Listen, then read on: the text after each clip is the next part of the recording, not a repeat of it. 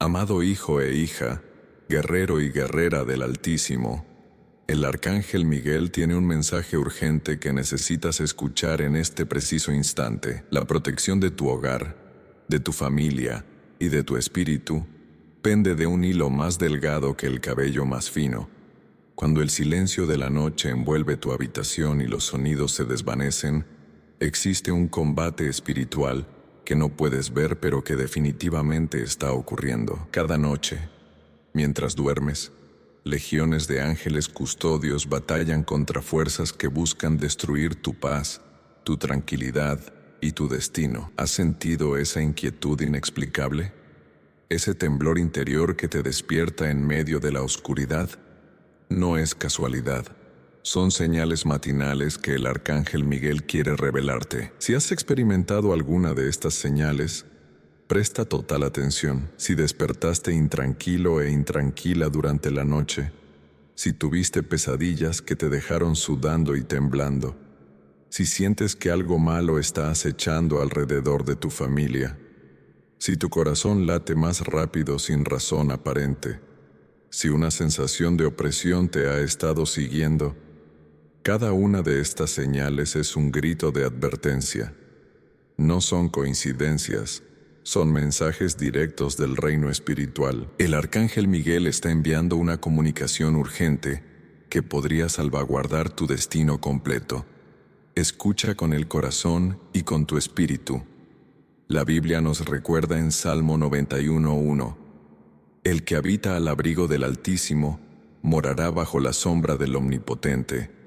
Esta no es una promesa cualquiera, es un pacto de protección divina que trasciende toda comprensión humana.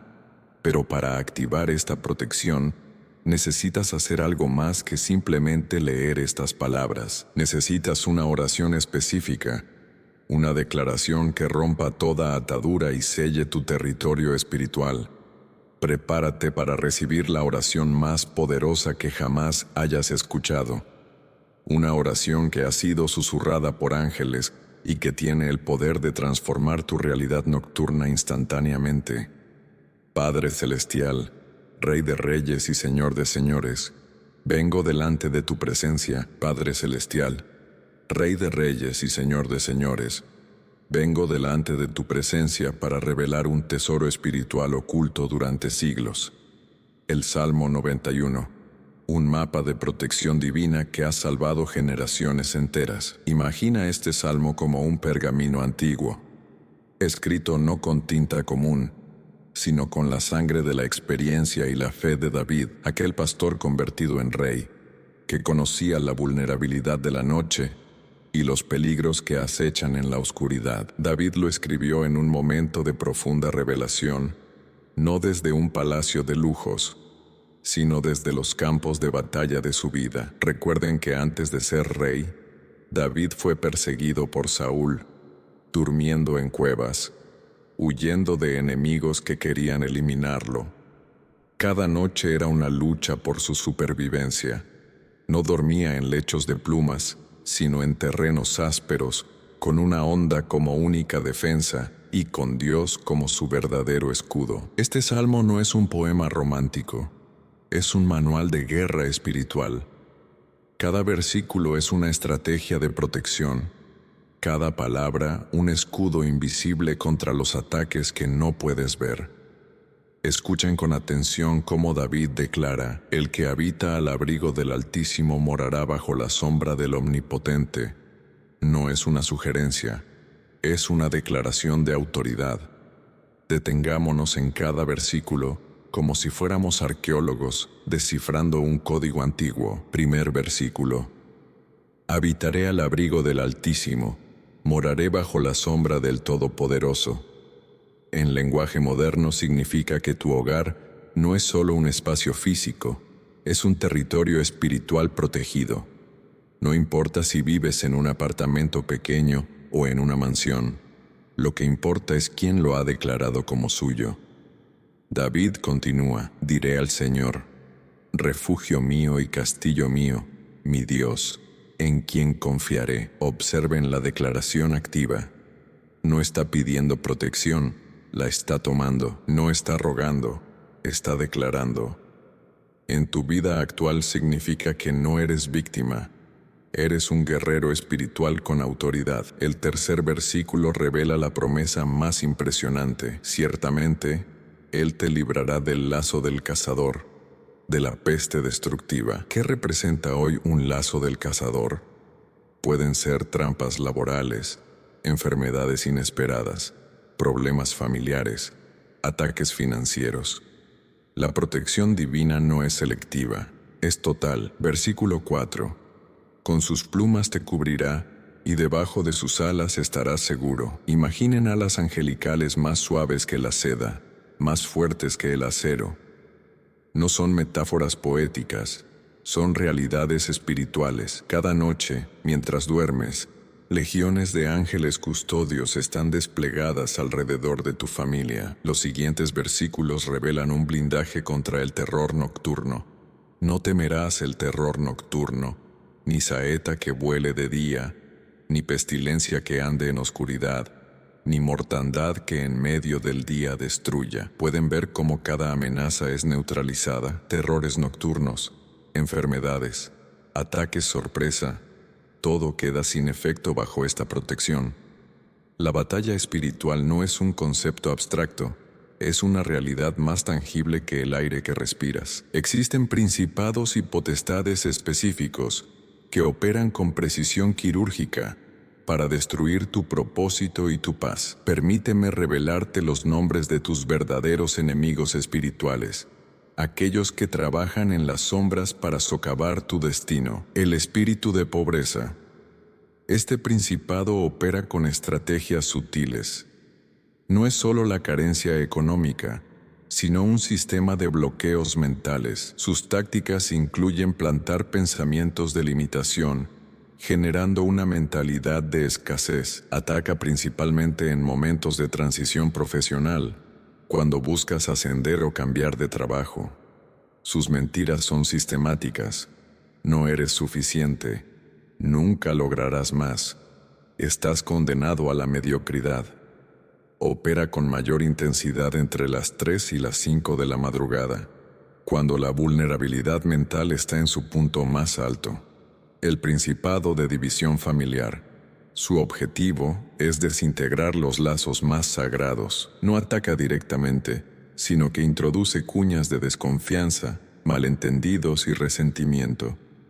Sus herramientas son rumores, comparaciones destructivas y recuerdos de antiguos conflictos.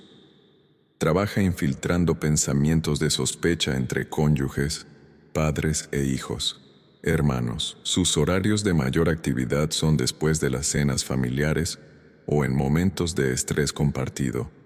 El espíritu de enfermedad no es simplemente una dolencia física, sino un sistema de opresión espiritual. Sus estrategias incluyen debilitar primero el espíritu para luego atacar el cuerpo. Genera círculos de negatividad, depresión y agotamiento. Sus puertas de entrada más comunes son el estrés crónico, la falta de perdón y los traumas no sanados. Opera con mayor intensidad durante cambios de estación y en momentos de transición personal. Para combatir estos principados, necesitas conocer tu armadura espiritual con precisión milimétrica. La armadura de Dios no es un concepto pasivo, es un sistema de defensa y ataque. El cinturón de la verdad representa la verdad revelada. No son verdades humanas, son verdades eternas. Debes declarar diariamente tu identidad en Cristo, cortando toda mentira que el enemigo ha sembrado en tu mente.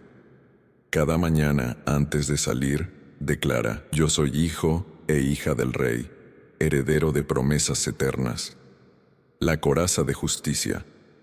No es justicia legal, es justicia espiritual. Significa estar en perfecta alineación con el propósito divino. Cada decisión que tomes debe estar calibrada no por conveniencia humana, sino por el plan eterno de Dios para tu vida. El calzado del Evangelio representa movilidad espiritual. No estás estancado, estás en constante avance.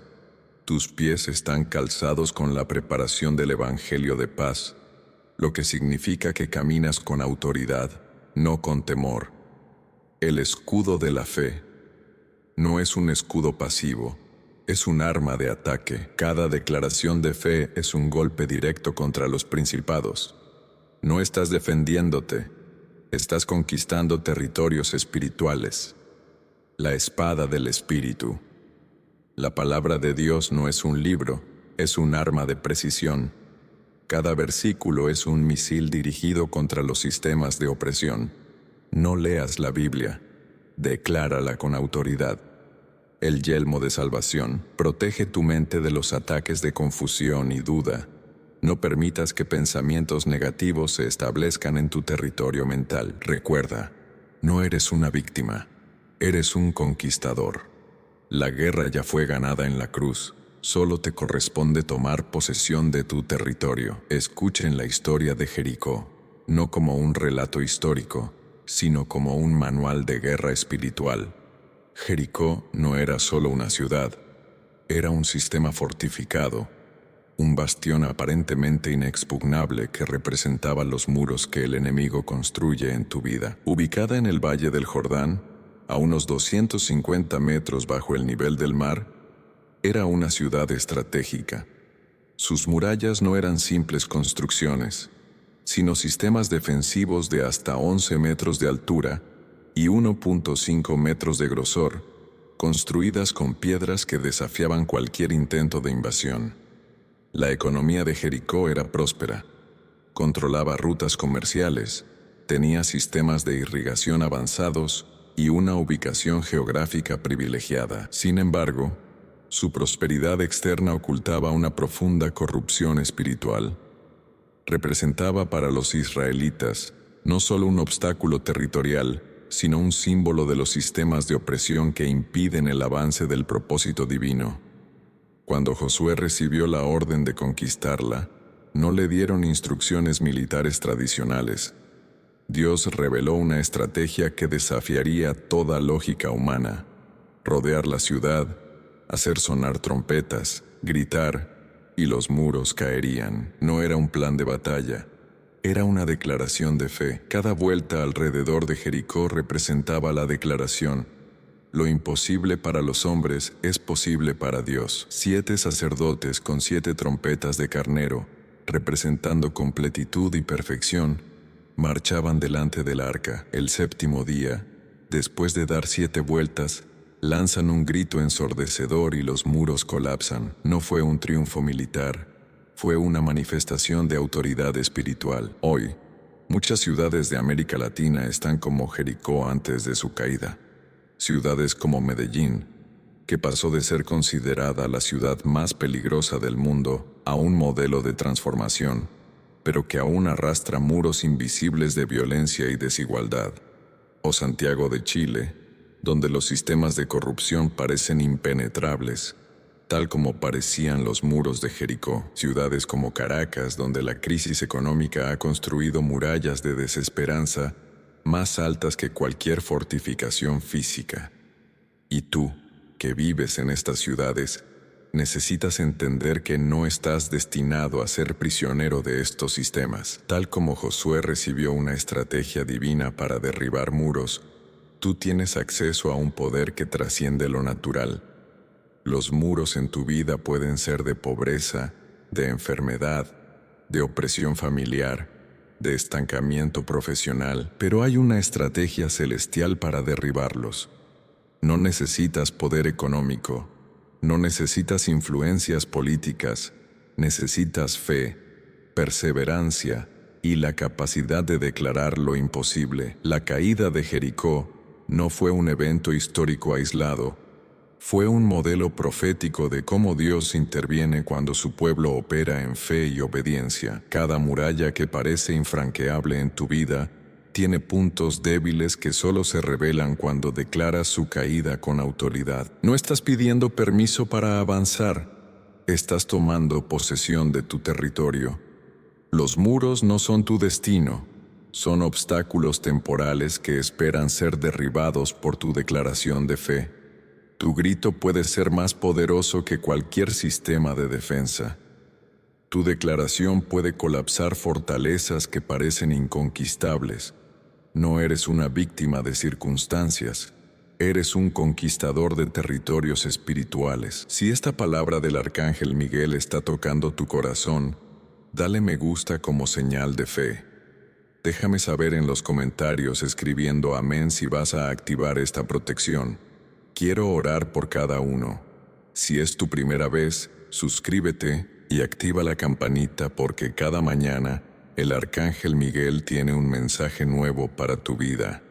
Padre Celestial, vengo delante de tu presencia con el corazón abierto y la postura de un hijo necesitado de tu misericordia. En este momento sagrado, quiero detenerme y reconocer tu grandeza. No vengo con palabras elaboradas. Vengo con un espíritu quebrantado y una necesidad profunda de tu intervención. Reconozco que no soy perfecto, que mis luchas son reales, que mis heridas a veces me paralizan, pero también declaro que tu poder es infinitamente mayor que cualquier obstáculo que enfrente. Te agradezco por 3 bendiciones específicas que han sustentado mi vida. Primero, por la respiración misma. Cada inhalación es un regalo. Cada latido de mi corazón una declaración de que aún tengo propósito. Gracias porque no me has abandonado en mis momentos más oscuros. Segundo, por la familia que me has dado. No importa cómo sea de imperfecta, es un territorio de amor que me has confiado. Reconozco que cada relación es un tesoro que debo cuidar y proteger espiritualmente. Tercero, por la oportunidad de levantarme después de cada caída. Tu misericordia es un terreno fértil donde mis fracasos se transforman en testimonios de restauración. Confieso vulnerablemente mis miedos. Temo no ser suficiente. Temo que mis heridas del pasado determinen mi futuro. Temo que los sistemas de opresión que he heredado sean más fuertes que mi capacidad de transformación. Pero en este momento declaro, mi identidad no está definida por mis miedos, sino por tu propósito eterno. Mis peticiones concretas son, Señor, necesito liberación específica en mi territorio familiar. Rompe todo patrón generacional de división. Sella cada herida emocional que ha pasado de generación en generación. Necesito restauración en mis finanzas.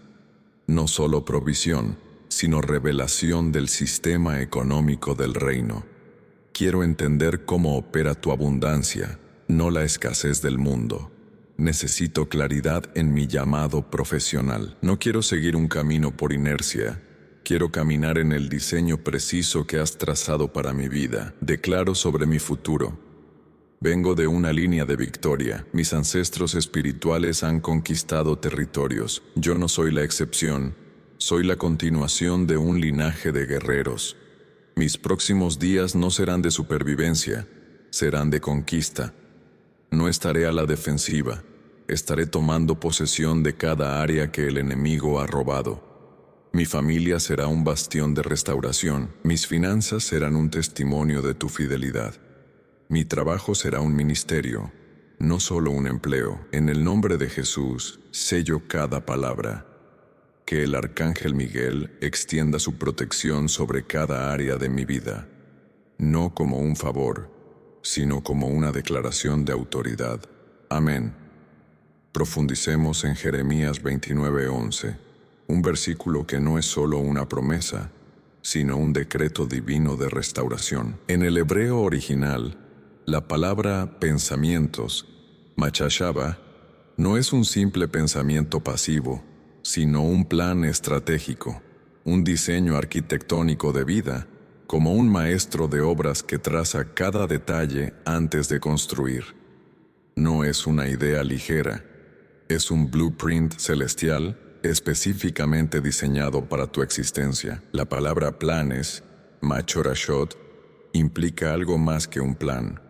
Representa un propósito tallado con precisión quirúrgica, como un escultor que conoce cada línea y contorno antes de tocar el material. Cuando Dios dice, tengo planes, no es una frase motivacional, es una declaración de ingeniería espiritual.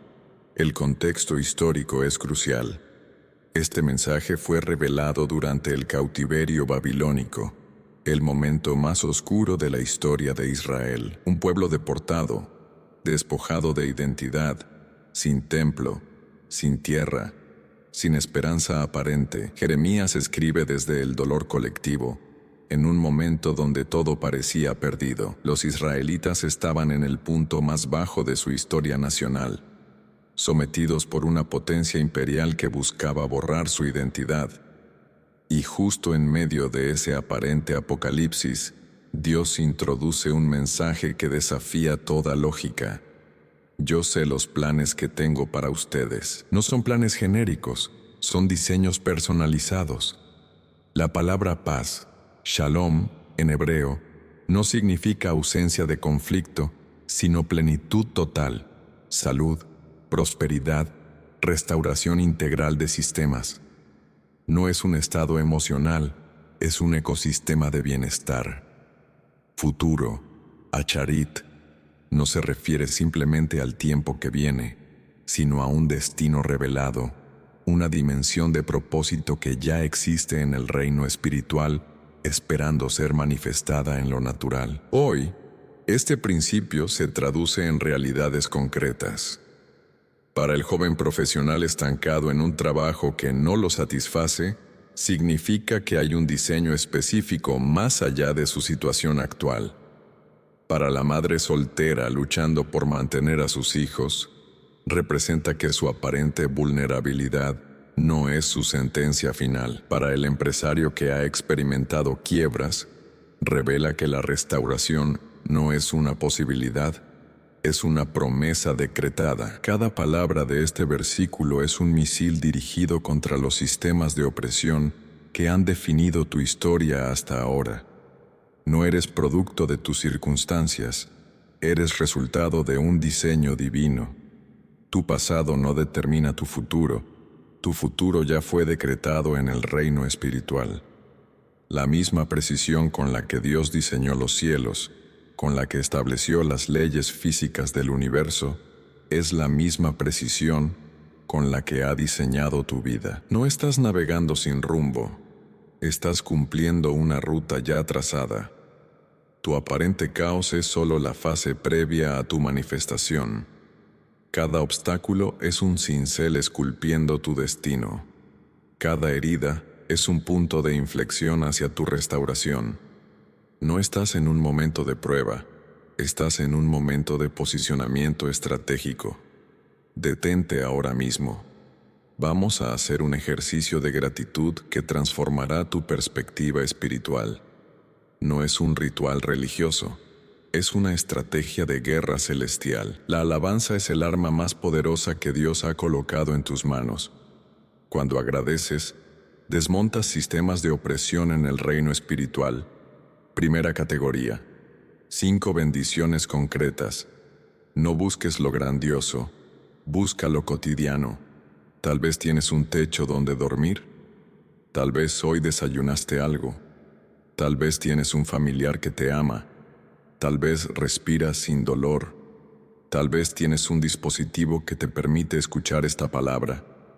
Detente ahora. En voz alta di, gracias por... y haz una pausa de 30 segundos. Permítete verbalizar. Segunda categoría. 3 liberaciones que ya recibiste. Muchas veces las victorias pasan desapercibidas. Quizás te libraste de un accidente. Quizás un problema que parecía destruirte no prosperó. Quizás una enfermedad que te diagnosticaron no se manifestó. Detente, di en voz alta, gracias porque otros 30 segundos. Tercera categoría. 2 personas que Dios colocó estratégicamente en tu vida. No son casualidades, son designios divinos. Puede ser un amigo que te sustentó en momentos difíciles. Puede ser un familiar que intercede por ti. Puede ser un desconocido que te dio una palabra de aliento en el momento preciso. Detente, nombra a esas personas. Agradece por ellas. La teología de la alabanza no es un concepto religioso, es una estrategia de guerra espiritual.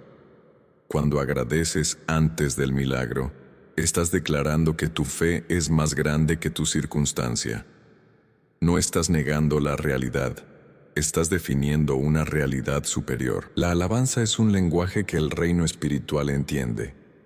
Es como un código de acceso que abre puertas que la lógica humana no puede comprender. En los ejércitos antiguos, los adoradores iban delante de los guerreros. No era un acto decorativo, era una estrategia militar. La adoración genera un ecosistema donde los decretos celestiales se materializan. No estás pidiendo un favor, estás tomando posesión de un territorio que ya te pertenece. Recuerda, tu gratitud no depende de tus circunstancias dependerán de tu gratitud. Cada palabra de agradecimiento es un misil que destruye fortalezas en el reino espiritual. Cada declaración de gracias es un decreto de transformación. Ahora mismo, levántate, extiende tus manos y declara en voz alta: gracias, Dios mío, porque ya estoy en victoria. Primer condicional: si honras a tus padres, entonces tus días serán prolongados. Éxodo 20:12. No es una sugerencia, es una ley espiritual con precisión matemática. Honrar no significa estar de acuerdo en todo. Significa reconocer el valor de quienes abrieron camino antes que tú. Honrar implica 3 dimensiones: respeto verbal, cuidado emocional y protección práctica.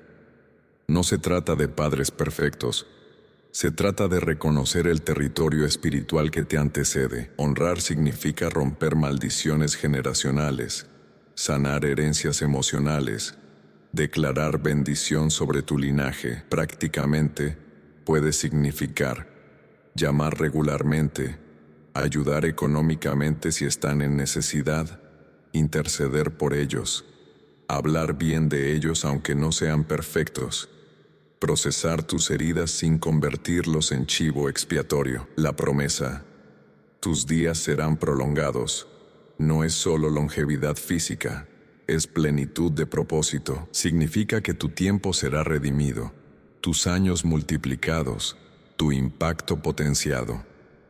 Testimonio: María, una mujer de 52 años, reconcilió con su padre después de 20 años de distanciamiento. A los 6 meses, su carrera dio un giro inexplicable. Consiguió un trabajo que duplicó su salario, su negocio familiar se restauró y su salud mejoró dramáticamente. Instrucciones prácticas. Hoy mismo, llama a tu padre o madre. Si ya no están, escribe una carta liberándolos de cualquier resentimiento. Declara bendición sobre su memoria. Segundo condicional: si diezmares, entonces las ventanas de los cielos se abrirán. Malaquías 3:10 revela un principio de transferencia espiritual. Diezmar no es dar un 10%, es reconocer que todo lo que tienes es un préstamo divino.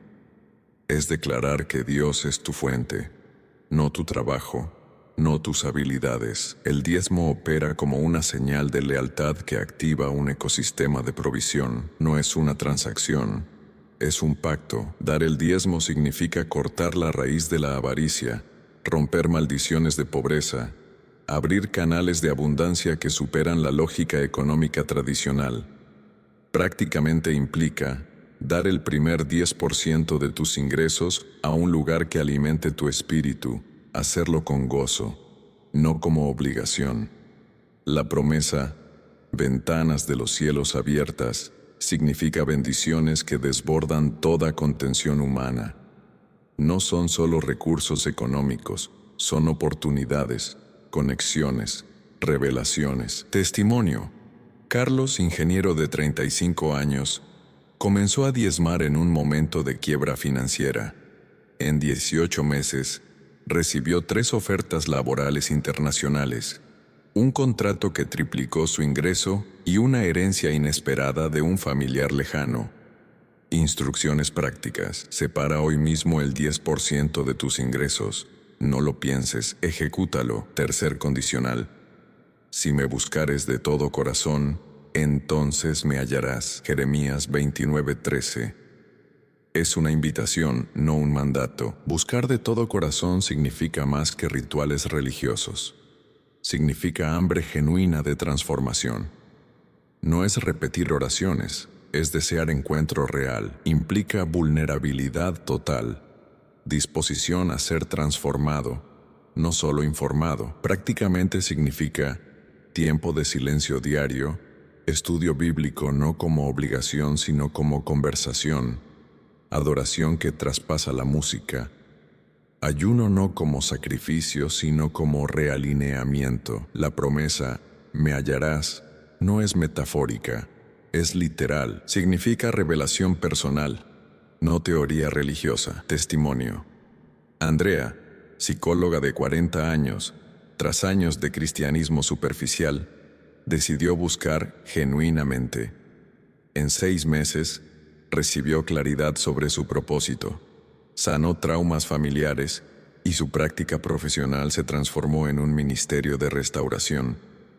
Instrucciones prácticas. Hoy, dedica 30 minutos sin distracciones a buscar a Dios. Y ahora, hermano, hermana, te invito a un paso más allá. Este mensaje no es para que lo guardes, es para que lo compartas. Hay personas a tu alrededor que necesitan esta palabra de esperanza. Escribe en los comentarios el nombre de alguien que necesita esta protección urgente. Voy a orar específicamente por cada nombre que coloques. Cada persona importa. Cada nombre tiene un propósito. Si sientes que este mensaje debe llegar a más personas, comparte este video. No lo compartas por compromiso. Compártelo porque podría ser el mensaje que transforme una vida. Segundo testimonio. Elena Ramírez, una mujer de 47 años de Medellín, Colombia, había llegado al límite de su resistencia. Enfermera de profesión, madre soltera de 3 hijos, llevaba años luchando contra un sistema que parecía diseñado para destruirla. Su hijo mayor, Diego, de 22 años, había sido diagnosticado con una enfermedad neurológica que los médicos consideraban prácticamente incurable. Los tratamientos habían consumido todos sus ahorros. Su trabajo en el hospital apenas le permitía sobrevivir. Y cada noche, Elena se dormía con la misma pregunta: ¿cómo voy a seguir? Su punto de quiebre llegó una madrugada después de un turno de 16 horas. Agotada, con las manos marcadas por años de trabajo intenso, se sentó en la pequeña cocina de su apartamento. Las facturas se acumulaban, los medicamentos de Diego eran cada vez más costosos, y su esperanza se desmoronaba como un castillo de naipes. Ya no puedo más, susurró, pero en ese mismo instante, algo dentro de ella se negó a rendirse. No fue una revelación dramática, fue una determinación silenciosa. Elena comenzó a buscar, no con desesperación, sino con una paz que desafiaba toda lógica. Empezó a declarar sobre la vida de Diego. No pidió sanidad, declaró restauración. No suplicó, proclamó. Cada mañana, antes de salir al hospital, pasaba 20 minutos orando, no repitiendo oraciones, sino conversando con una realidad superior. 3 meses después, sucedió lo impensable. Un nuevo tratamiento experimental llegó a Colombia. Elena no lo buscó, simplemente se cruzó en su camino. Los médicos quedaron perplejos. Diego no solo no empeoró, comenzó a mostrar signos de recuperación que desafiaban toda explicación médica. Pero la transformación no fue solo física. Diego, que había caído en depresión, comenzó a estudiar programación. Su madre lo había inscrito en un curso gratuito en línea durante una de esas noches de oración. Un año después, Elena no era la misma mujer. Su hijo estaba casi completamente recuperado. Había conseguido un ascenso en el hospital que le permitió trabajar menos horas. Diego había sido contratado por una empresa internacional de tecnología. La desesperación se había transformado en testimonio. No fue un milagro, diría Elena después. Fue el resultado de activar leyes espirituales que muchos desconocen. Su historia no era un golpe de suerte, era la manifestación de principios que funcionan con la misma precisión que las leyes físicas. No importaba su edad, su contexto, su punto de partida. Lo que importaba era su disposición a creer más allá de lo visible. Había una vez en los confines de la antigua región de Neftali, un lugar donde los caminos de las caravanas se encuentran con los límites del desierto, un hombre llamado Eliab. No era un hombre rico, pero tampoco un mendigo. Era un tejedor, de esos artesanos que transforman hilos simples en tapices complejos, cada uno contando historias sin palabras. Su taller estaba al borde del camino principal, justo donde los comerciantes descansaban antes de atravesar las tierras áridas. Eliab tenía un hijo, Asael, un joven inquieto cuyo corazón ardía con el deseo de aventura, muy diferente de la paciencia meticulosa de su padre. Mientras Eliab tejía, hilando cada hilo con precisión, Asael soñaba con mundos más allá del taller, más allá de la aldea que conocía. Un día, llegó a la región un mercader extraño. No venía con camellos cargados de especias o telas, sino con algo más valioso: información. Hablaba de ciudades lejanas donde los tejedores no trabajaban con hilos, sino con metales preciosos, donde un solo tapiz podía comprar una caravana entera. Asael escuchó cada palabra como si fueran revelaciones divinas. Su padre, Eliab, observaba en silencio. No desacreditaba al mercader, pero tampoco se dejaba arrastrar por sus historias. Esa noche, mientras el resto de la aldea dormía, Asael tomó la decisión. Tomaría los mejores hilos de su padre, los más finos, los más raros, y partiría hacia esas tierras lejanas. No pidió permiso, no dejó nota, simplemente desapareció con el primer grupo de comerciantes que pasó por el pueblo. Eliab no mostró sorpresa cuando descubrió la ausencia de su hijo. Simplemente continuó tejiendo, como si nada hubiera cambiado. Los meses pasaron. La aldea comenzó a murmurar. ¿No extraña a su hijo?, preguntaban. ¿No le duele su partida? Eliab solo sonreía y seguía trabajando. Un año después, cuando el polvo de los caminos ya había cubierto los recuerdos de Asael, llegó un jinete. No traía cartas, no traía mensajes, traía un bulto envuelto en telas. Lo dejó en el taller de Eliab y desapareció tan rápido como había llegado. Cuando Eliab desenvolvió el paquete, encontró un tapiz. No era cualquier tapiz. Era la obra más extraordinaria que jamás había visto. Cada hilo estaba trabajado con una precisión que desafiaba la imaginación. Metales entrelazados con sedas, colores que parecían respirar, historias que se movían entre los hilos. En el centro del tapiz había una inscripción: «Aprendí de ti, padre». Asael había regresado, no físicamente, pero a través de su obra. Lo que el joven había descubierto no eran ciudades de oro, sino el verdadero valor de lo que su padre le había enseñado: la paciencia, la precisión, el arte de tejer no solo hilos, sino destinos. El tapiz no era solo una obra de arte, era un mensaje de que el verdadero viaje no está en la distancia recorrida, sino en lo que se aprende en el camino. Un mensaje de que la sabiduría no se hereda, se cultiva. Un mensaje de que el amor de un padre es un hilo que nunca se rompe, sin importar la distancia.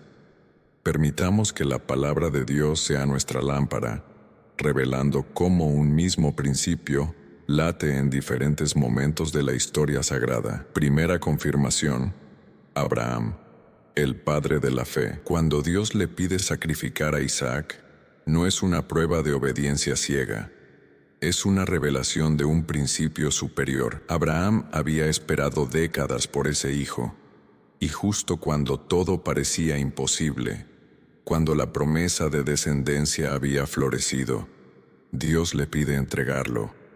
El punto no era el sacrificio en sí, sino demostrar que lo que Dios da, Él también puede pedir de vuelta. Y cuando Abraham levanta el cuchillo, demostrando que su amor por Dios supera su amor por la promesa, algo extraordinario sucede. Dios mismo provee el cordero. No es Abraham quien salva a Isaac, es Dios. El principio revelado. Cuando sueltas lo más valioso, Dios interviene de formas inimaginables. Segunda confirmación. José en Egipto.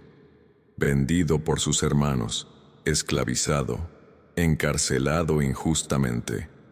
Cada circunstancia parecía un retroceso, pero cada aparente derrota era un paso hacia su destino. Fue su integridad. No fueron sus conexiones, fue su carácter. Cuando todo parecía perdido, Dios lo elevó de la prisión al palacio, de esclavo a segundo al mando de Egipto. El principio revelado. La fidelidad en lo poco precede a la autoridad en lo mucho.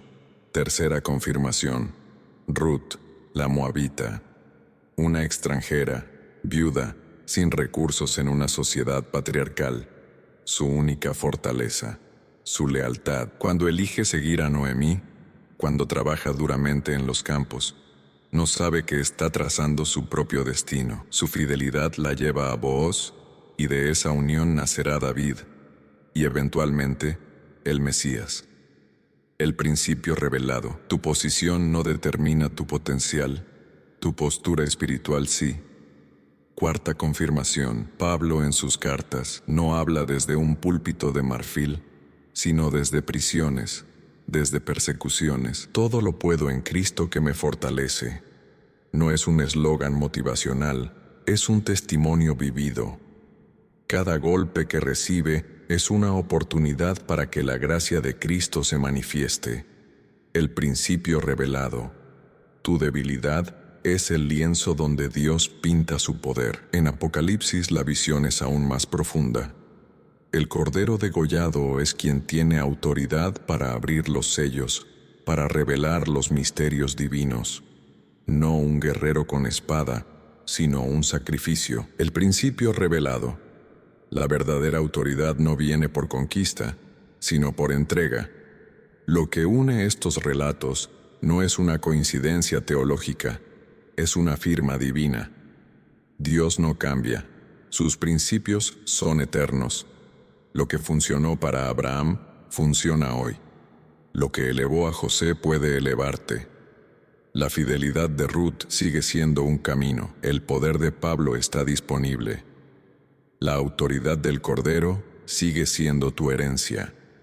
No son historias antiguas, son principios actuales. No son relatos folclóricos, son llaves del reino. Cada pasaje grita lo mismo. Cuando te alineas con los propósitos divinos, la realidad se dobla a tu favor. La sal, no un simple condimento, sino un elemento con un destino espiritual tan profundo como su capacidad para transformar lo insípido. En su forma más elemental, la sal preserva, purifica, da sabor. Un puñado de sal puede detener la putrefacción, puede sanar heridas, puede realzar el sabor más simple, pero su significado va mucho más allá de lo culinario. En las Escrituras, la sal no es un mero ingrediente, es un símbolo de pacto, de alianza eterna. Cuando Dios hace pacto con los levitas, declara: pacto de sal será perpetuamente delante de Jehová para ti y para tu descendencia. Un pacto de sal significa un compromiso irreversible, una alianza que ni el tiempo ni las circunstancias pueden disolver. Los antiguos entendían que compartir sal era más que un acto social, era sellar una promesa. Un pacto de sal significaba que serías más fácil de traicionar que romper ese compromiso. En el mundo antiguo, la sal no era solo un condimento, era una moneda de valor, un símbolo de pureza, de preservación. Los ejércitos la usaban para conservar alimentos, los médicos para limpiar heridas. Los rituales religiosos la consideraban elemento de consagración. Jesús usa la sal con una profundidad que desafía la comprensión superficial. Vosotros sois la sal de la tierra.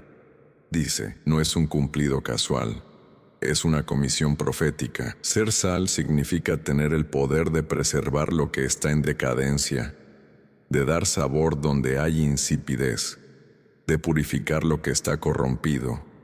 Una sociedad sin personas que actúen como sal es una sociedad que se pudre desde adentro. La sal de la que habla Jesús no es pasiva, es activa, no se mezcla, transforma, no se diluye, penetra, no se conforma, cambia. En los últimos tiempos, ser sal significará mantener la integridad cuando todo se corrompe, mantener la esperanza cuando todo parece oscuro, mantener la verdad cuando la mentira se vuelve moneda corriente. La sal en la profecía no es decoración, es preservación. No es adorno, es resistencia. No es complemento, es sustancia. Cuando el mundo se vuelva insípido, cuando la verdad pierda su sabor, cuando la justicia se debilite, los verdaderos seguidores serán sal. No buscarán popularidad, buscarán transformación. No pedirán permiso para ser diferentes, serán diferentes. La sal no negocia con la putrefacción, la detiene. La sal no dialoga con la corrupción, la purifica. La sal no transige con la mediocridad, la eleva. En la guerra espiritual de los últimos tiempos, ser sal será más que una metáfora, será una estrategia de supervivencia. Serás sal cuando te niegues a participar de la conversación banal. Serás sal cuando tu integridad sea más importante que tu popularidad. Serás sal cuando tu verdad incomode más que tu silencio complazca. Serás sal cuando tu vida sea un testimonio viviente, no un eslogan vacío. La sal no grita, transforma, no predica, actúa, no se queja, preserva. Y en un mundo que se descompone rápidamente, cada grano de sal cuenta, cada persona que decide ser diferente, cada vida que decide no conformarse, cada corazón que decide mantener su sabor original, porque al final no serás juzgado por lo que dijiste, sino por lo que preservaste, no por tus palabras, sino por tu capacidad de dar sabor a lo que te rodea, no por tu conocimiento, sino por tu capacidad de preservar la verdad. Si ya eres parte de esta familia espiritual, deja tu testimonio en los comentarios contando cómo estas oraciones han transformado tu vida. Tu historia puede ser el milagro que alguien necesita. Cada testimonio es una semilla de esperanza.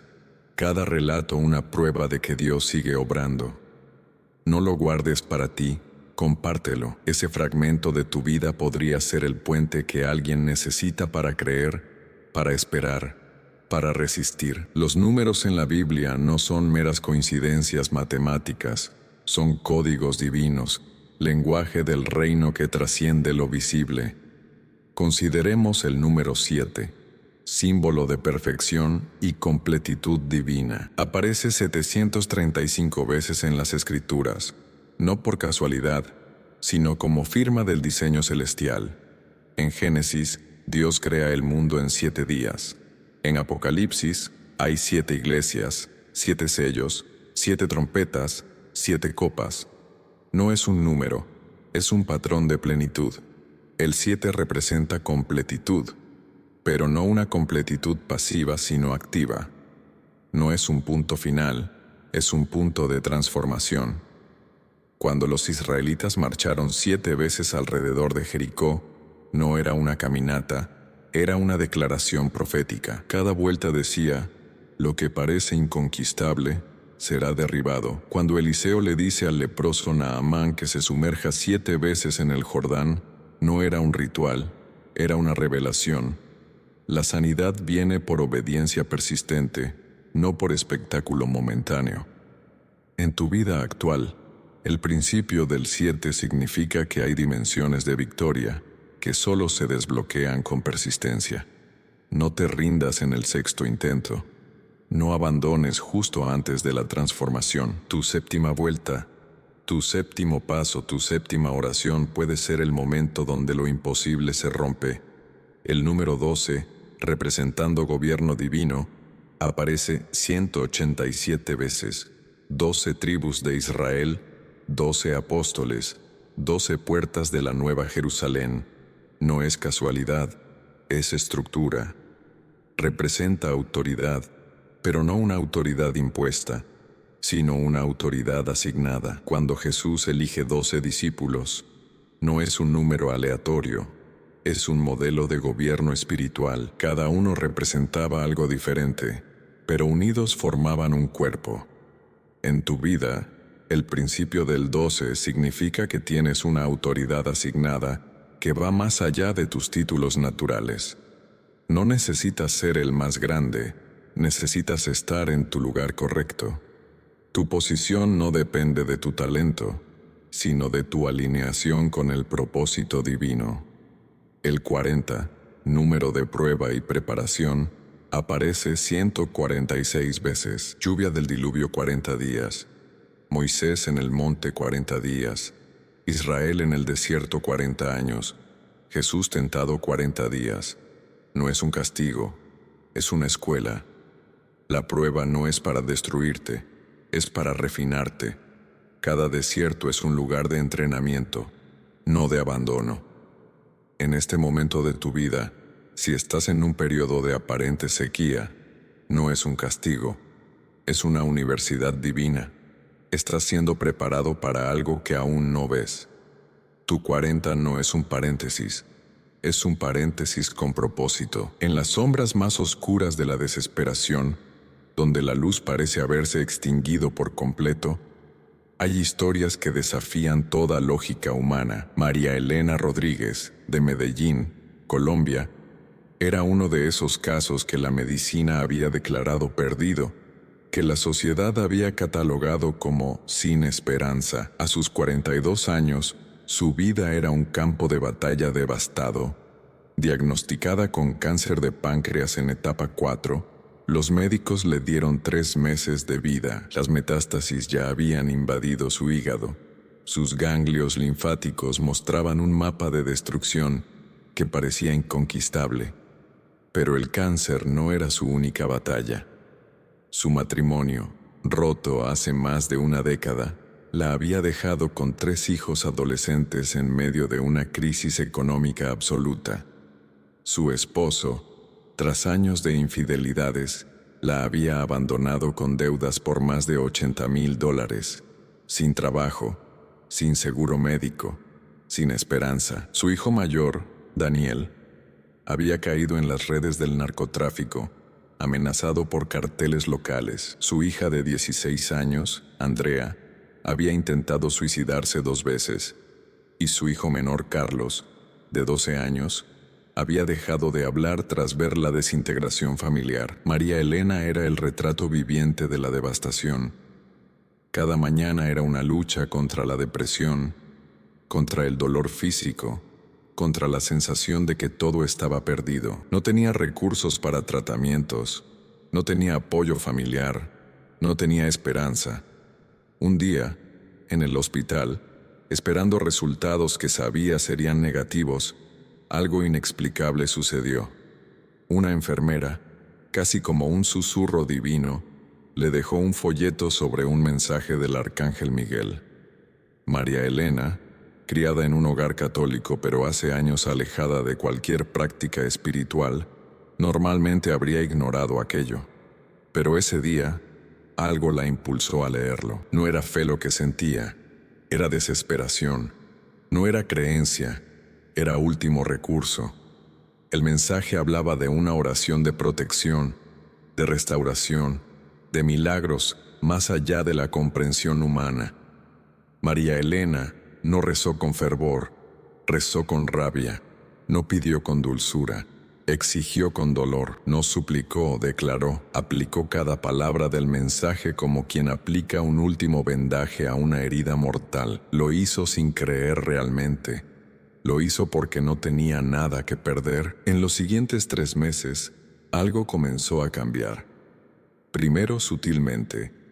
Un médico que normalmente no la atendería, la llamó para un tratamiento experimental.